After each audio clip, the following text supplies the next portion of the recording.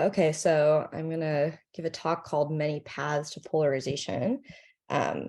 As Manuel was saying, I have a couple like ongoing or like longer book projects. And so this is coming out of one of them. So Jim Weatherall, who's pictured here, and I wrote this book, The Misinformation Age, in 2019. That actually is also when the Origins of Unfairness book was published. Like I didn't write two books at the same time, but the way publishing happens, they both just like came out at the same time. But in this one, what we do is we use historical case studies and then various sorts of models, especially network models, to try to understand the processes by which false beliefs spread in human groups. And then after this book, we've gotten an NSF grant, which we're still administering to sort of continue this project. And so all the work I'm talking about today is in that project. And I'm going to talk about polarization. So I wanted to start by being a little clearer what I'm talking about. So I'm going to talk about situations where members of a community stably adopt divergent beliefs about matters of fact. So notice that when people talk about polarization, there's actually a lot of different things they talk about. In particular, I'm not talking about situations where we see polarization driven by things like moral values, which is pretty common, or polarization that has to do with opinions. We're talking about matters of fact kind. And this does occur in the real world pretty commonly, including in cases where there's ample evidence to settle the question of who's right and who's wrong. So to give an example from the US, there's been a huge amount of polarization over the question of whether there was widespread voter fraud during the 2020 US election.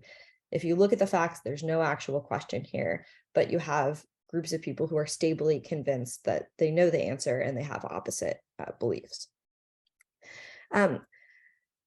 So this leads to a kind of puzzle, which is, well, if you have a group of people who have access to good information this way, why would some of them develop inaccurate beliefs? This has been a big topic of research across the social sciences. Now, for today, part of what I'm going to ask is polarization of this sort one phenomenon, or should it be thought of as one phenomenon? And notice that I've already just limited our attention to a fairly small subset of the things that we call polarization. Even under this heading, though, we might ask, well, when we see these kinds of patterns, are they always arising from the same or similar causal pathways?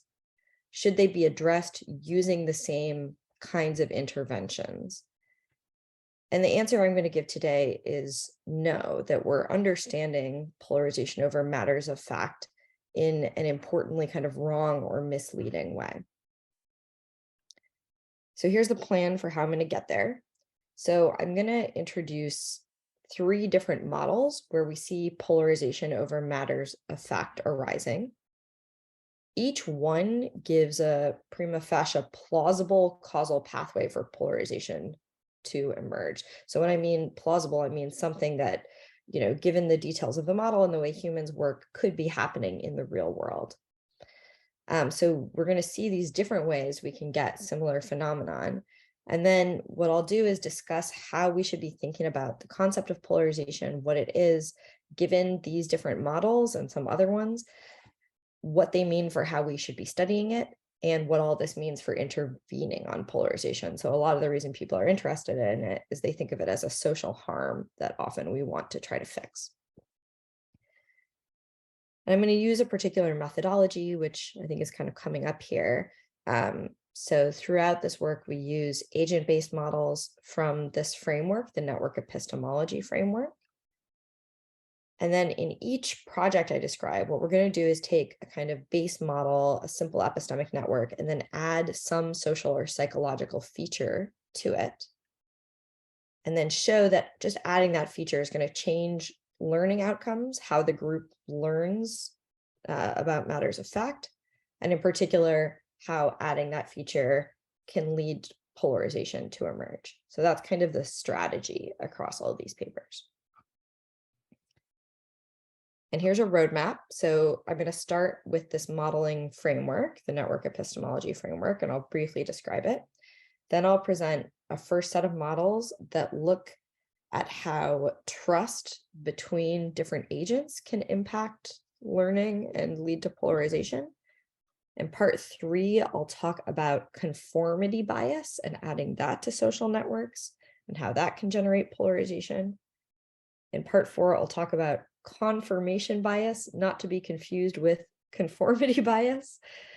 And then in the last section, I'll talk about what all this means for the concept of polarization, how we should think about it, and how the models can inform empirical study and intervention.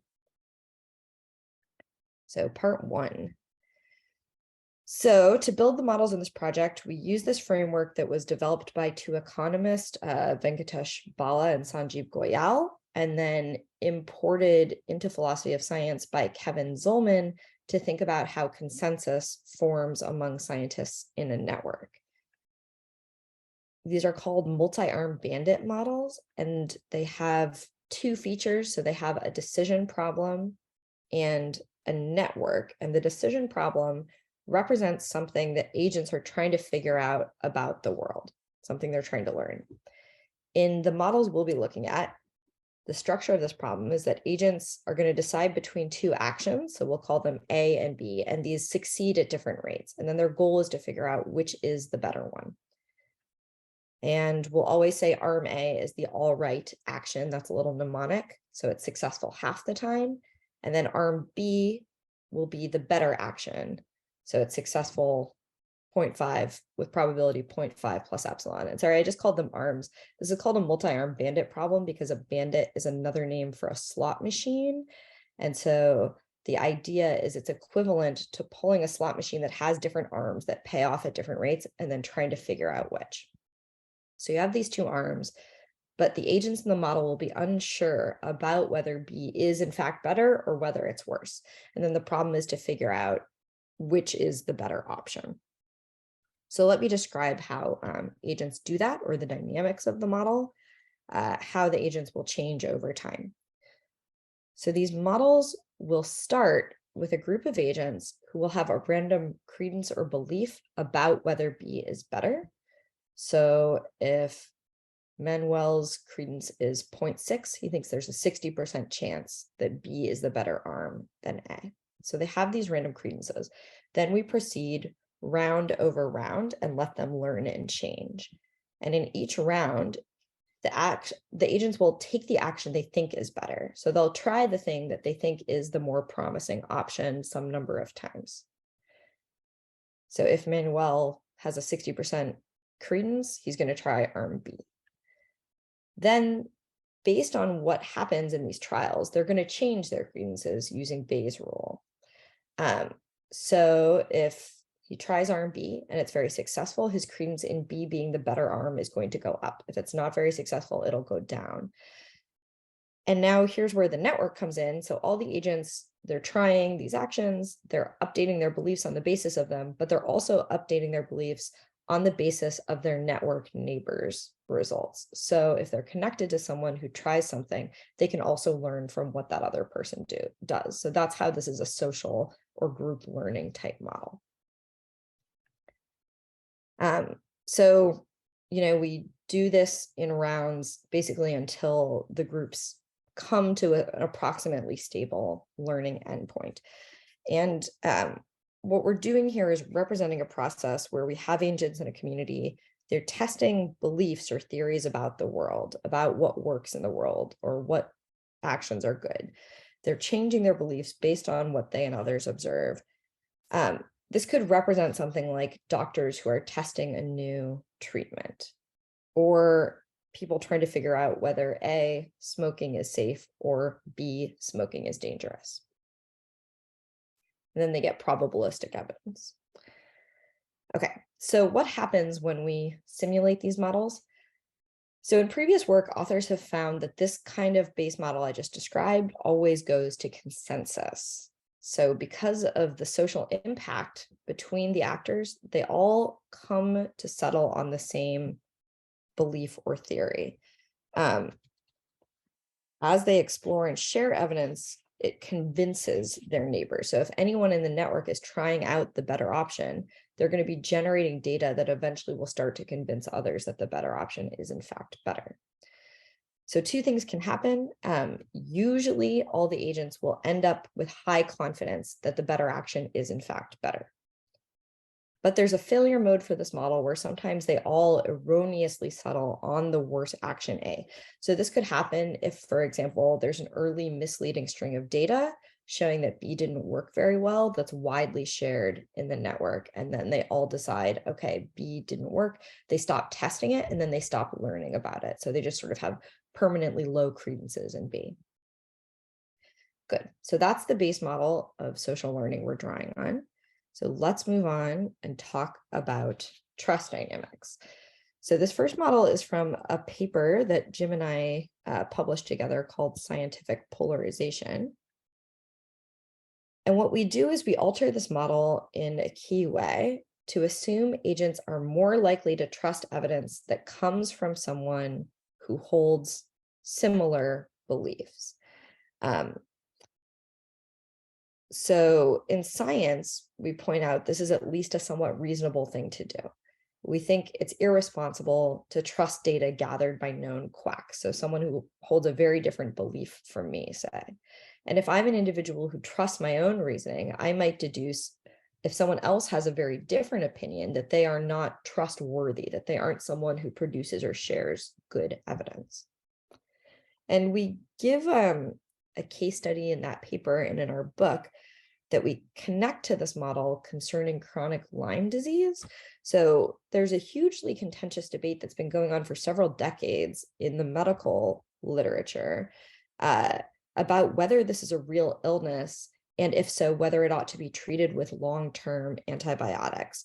And if you look at this debate, there's sort of a standard side, but on the other side are also medical practitioners, actual experts.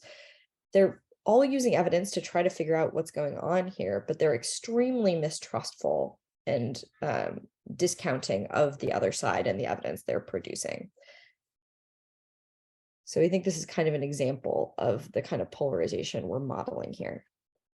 So what we do in our model is say, okay, this kind of trust between agents is going to be a decreasing function of the distance between their beliefs that will then scale with a multiplier.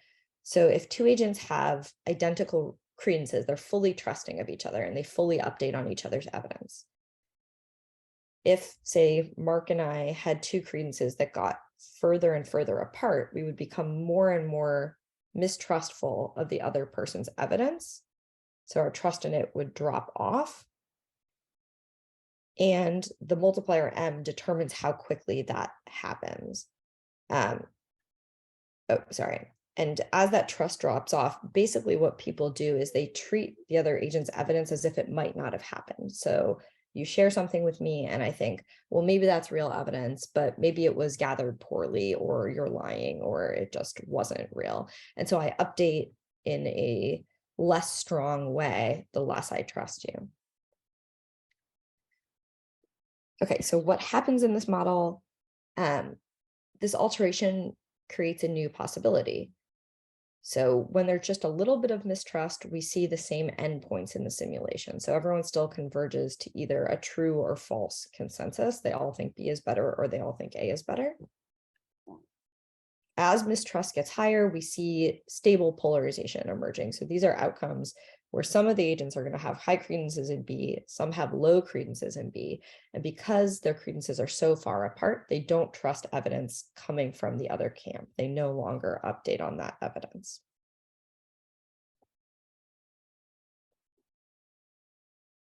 Okay, so here is a figure showing just that. So on the x-axis, what I'm showing is M, which remember is the parameter that controls the level of mistrust.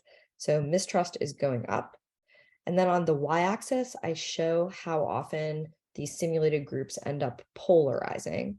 And there's this really straightforward relationship where the more mistrust you have, the more polarization you get. And we show this for networks of different sizes. So I mean, throughout this, in all our simulations, we look at lots of variations on these models, different size networks, different variations on the multi-arm bandit problem, simulate a bunch of them. I'm sort of pulling out key findings. For larger networks, you get a little more polarization just because when there are more people, there's a better chance that someone's on the other side of the debate. So that's the first finding. We also find that across all our simulations, mistrust tends to increase false beliefs. So here's mistrust going up. Here's the percentage of false beliefs in the network at the end of simulation. So how many people believe the false thing? And again, we see this straightforward relationship. And this should make sense because as agents become more doubtful about others' beliefs, they ignore good evidence in this model. And in particular, you get these groups of agents who have the wrong belief and who are ignoring the very evidence that ought to be able to convince them of the correct thing. So takeaways here, there's something reasonable, as I said, about an individual who's skeptical of those who've reached different conclusions. We show nonetheless in this model that that skepticism on a global level hurts the knowledge producing capacity of the group and is a sufficient cause of polarization. So you run the model without that skepticism, you can't get polarization. You put mistrust in and you can get polarization. Good, so that's the first model. Let's talk about the second one. So again, this is from a paper that I wrote with Jim called Conformity in Scientific Networks. So we're looking at conformity bias in this paper, which was first outlined in these very famous psych studies called the Ash experiments, where what they involved was an experimenter, a subject, and then 7 confederates. And the experimenter would show everyone a series of lines, and they'd ask, okay, which line on the right matches this line on the left? And there'd be a series of options. And basically all the confederates would go first and they would lie. So they would all say, I think it's line A, I think it's line A, I think it's line A. And when it got to the subject would have to pick whether they were going to conform with what the confederates had said or whether they were going to pick the line that actually matched properly. So they can see which one it is. It's not a hard problem, but they found about a third of subjects would just conform with what the group had said, even though they knew that was wrong. And since then, this study and variants of it have been replicated many times across different societies and with all different sorts of conditions. So humans have this kind of strong tendency to conform with others, not to stick out from the pack, not to say or do things that might seem weird or get social judgment. So again, we try adding this to this base model.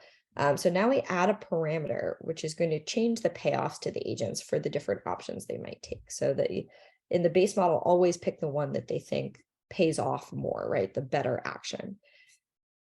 Now they have to weigh both a desire to choose accurate actions and a desire to do the same thing as their neighbors. So now they also want to do the same thing that their network neighbors are doing. So we can think of them as having to decide, are they going to try to take actions to get payoffs from the world or to get social payoffs? So in this model, again, adding conformity changes what can happen in the model. So as before, you can still end up with true or false consensus, everyone believing and doing the better thing or the worst thing. Now, because of conformity, you can have these outcomes where it looks like everyone's at consensus, but you have secret disagreement. So maybe all the actors are doing the worst thing. They're all smoking, but some people secretly think smoking might be dangerous, but because they conform with their neighbors, they don't change their behavior, or vice versa. And in addition, we can get polarization again, of a different sort. So this will now emerge in models that have clique structures. So these are network structures where you have small interconnected groups. And when you have those, you can have outcomes where some actors in one clique will take action A, others will take action B. So we might have the smokers and the non-smokers. And because they conform with each other, it's going to stabilize these choices. So even though someone is taking the better action and producing evidence about it in the network, usually that would be enough to eventually convince everyone to try the better thing. But now conformity is going to mean it isn't. So that kind of outcome, here's just a simplified picture of how it could look. So here we have 2 cliques one all believes B is better and they all take action B, so they don't smoke. Over here, everyone takes action A, they all smoke, and most of them think that's the better action. This agent here thinks that smoking is dangerous because they're getting information from this other clique, but because they conform, that never gets passed on to their network neighbors. So we have what you might call like an information bottleneck here because of conformity. So we find that conformity in these models, it decreases accurate beliefs again, and again, it causes polarization. So this is a kind of complicated figure because as I said, there's like 5 outcomes for the model, you know, correct consensus and incorrect and hiding consensus and polarization. But basically the takeaway here is that the conformity parameter is going up on the x-axis. So we're having more and more tendency to conform. And then this is showing the different outcomes we get. Polarization is increasing, and the outcomes where they take the correct actions are tending to decrease.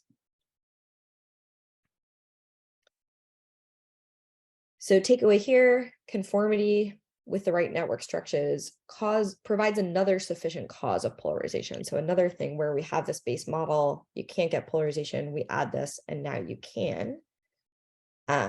But now there's a different cause. It's because those who are conforming aren't passing along good information they're getting to others, and you're getting these information bottlenecks.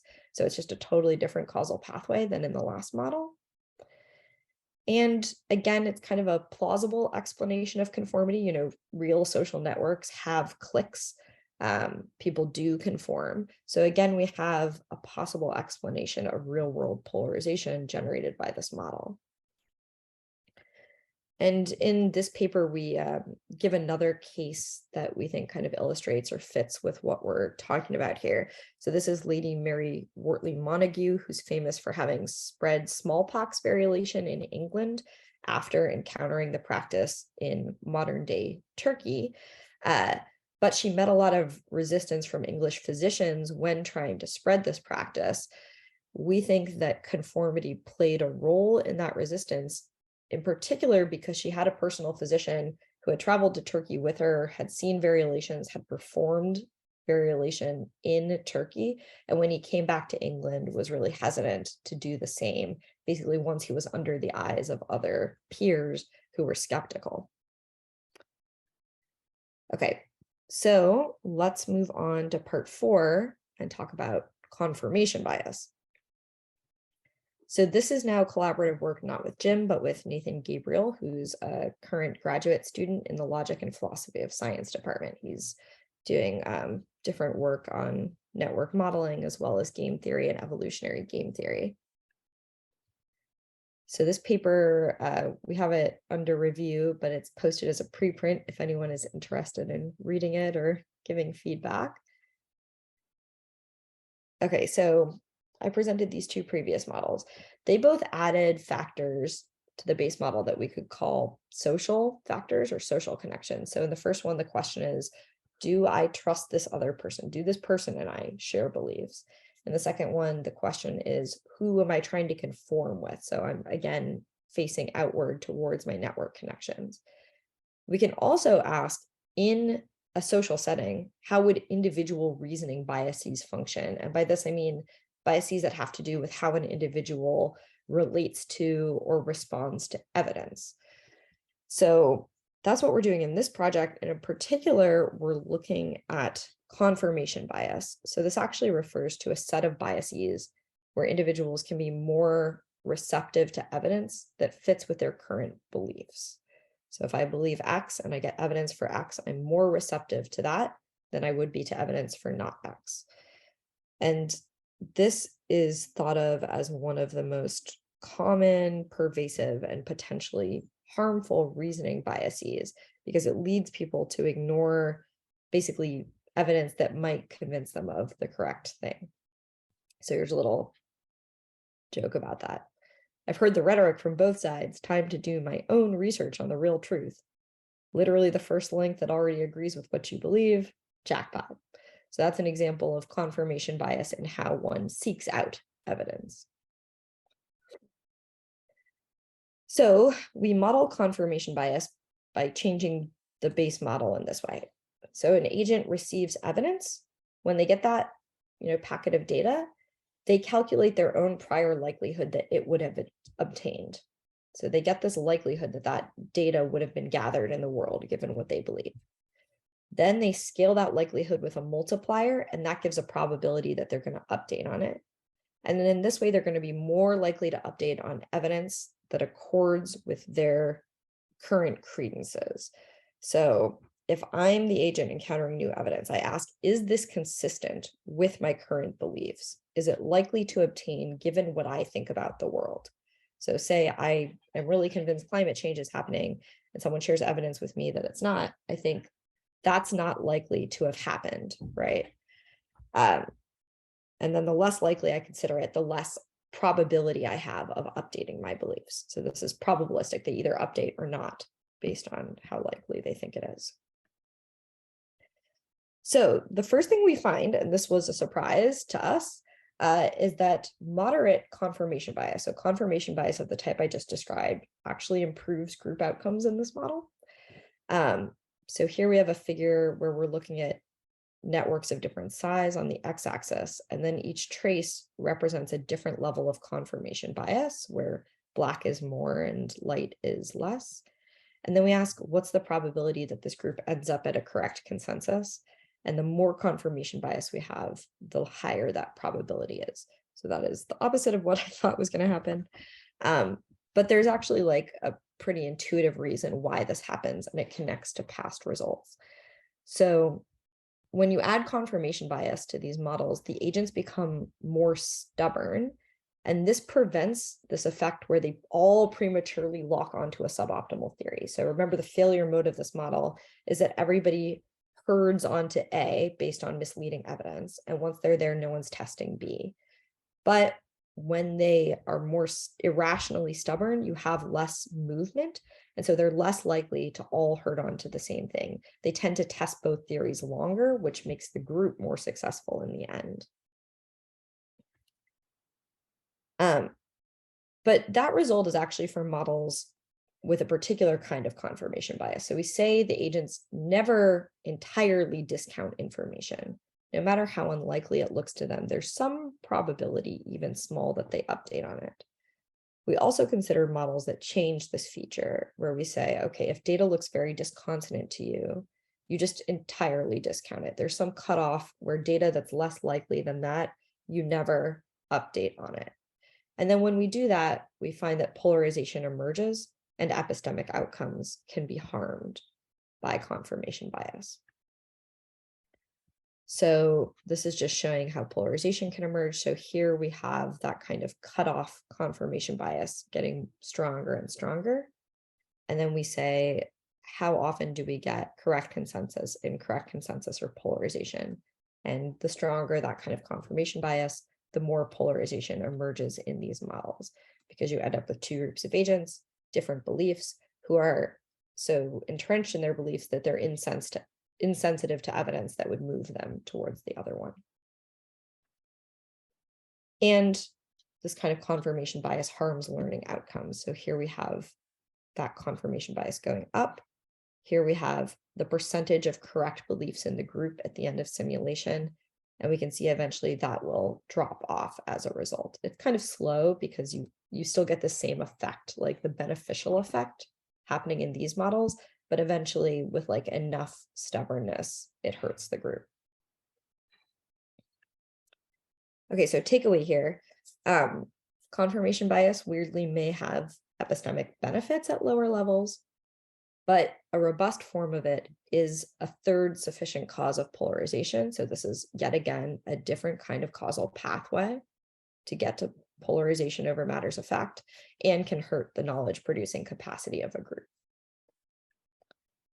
Okay, so that's all the models. I know it was a lot of models. I'm sorry about that. Let's talk about what we should think on the basis of all of that. And let's start with this. I'm going to throw even more at you. So I presented these three models from our group. There are other mechanisms for generating polarization over matters of fact in epistemic models.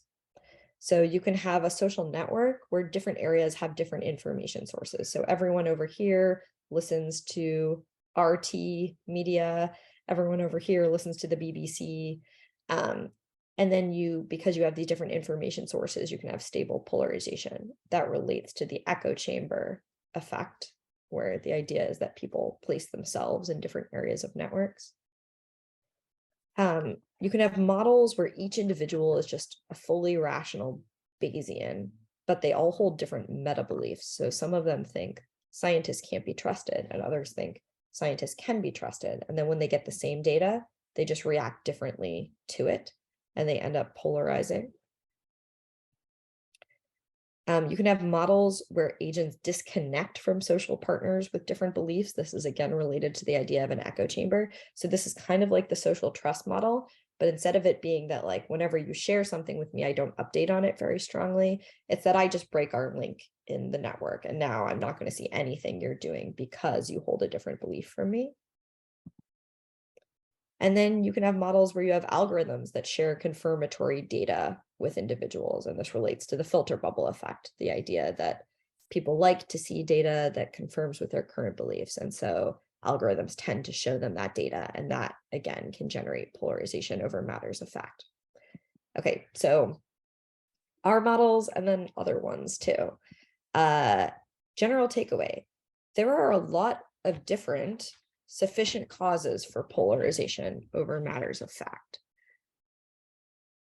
What this means is that if we treat polarization as a unified phenomenon, and notice that certainly in the public mind, but I would say also in a lot of academia, that's what we're doing. We say what causes polarization, as if that's a thing with one cause, as if it's one thing. We may be lumping together this set of causal processes that are related in some ways, but distinct, and outcomes that, again, are related. They look like each other, but are coming from these different places. And I would suggest that methodologically, that can create a problem for how we understand polarization, and further for how we intervene on it. So if we want to stop polarization, if it's caused in different ways, you need to do different things. So to go into a little more depth here, the picture we're getting is one where you could have multiple mutually compatible, so these causes could act in the same population, but independently sufficient. They also could act on their own causes for polarization. It's certainly not the case that any model of polarization or any explanation people give we can think is going to fully capture the phenomenon. So you see this a lot in the modeling literature, that people do something like, here's a model for polarization, and go from that to the assumption that that is an explanation or the explanation for real world polarization, that their model should be taken seriously as explaining real world polarization. It's not even clear we should be thinking of this as a unified phenomenon rather than multiple phenomenon with some similar characteristics.